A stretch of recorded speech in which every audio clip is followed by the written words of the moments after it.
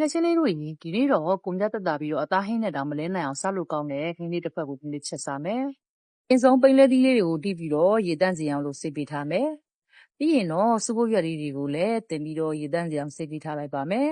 ။အသားတို့တွေကိုလည်းရေလေးခဏပဲစိတ်ပေးထားမယ်။ဖို့အတွက်ပိန်းလဲသီးလေးတွေထည့်မယ်။ဒါကတော့ကျက်သွန်အဖြူပဲနီချင်းရဲ့ပစွန်ကြောက်ရဲ့ငြူသီးစိမ့်လေးတွေကိုထောင်းပြီးတော့ထည့်မယ်။တောင်ရဲ့စနင်းလေးရဲ့ထည့်မယ်။စားချုံပုံလေးလည်းထည့်ပေးပါမယ်။ငပီလေးနဲ့ငယ်ထည့်ပြီးပြီဆိုရင်တော့အကုန်လုံးကိုသမသွားအောင်လို့နယ်ပေးထားမယ်။ပြီးရင်တော့စီလေးနဲ့ငယ်ထည့်ပြီးတော့တည်ပေးထားလိုက်ပါမယ်။ရင်စုံပိန်းလဲသီးလေးတွေကိုတော့လုံးချက်လေးရင်ချက်ထားမယ်။ပြီးရင်ပိန်းလဲသီးလေးတွေဤသွားအောင်လို့ရေလေးနဲ့ငယ်ထည့်ပြီးတော့တည်ပေးထားလိုက်ပါမယ်။ပိန်းလဲသီးလေးတွေလည်းဤသွားပြီဆိုရင်ရေစစ်ထားတဲ့အသားလူလေးတွေကိုထည့်လိုက်မယ်။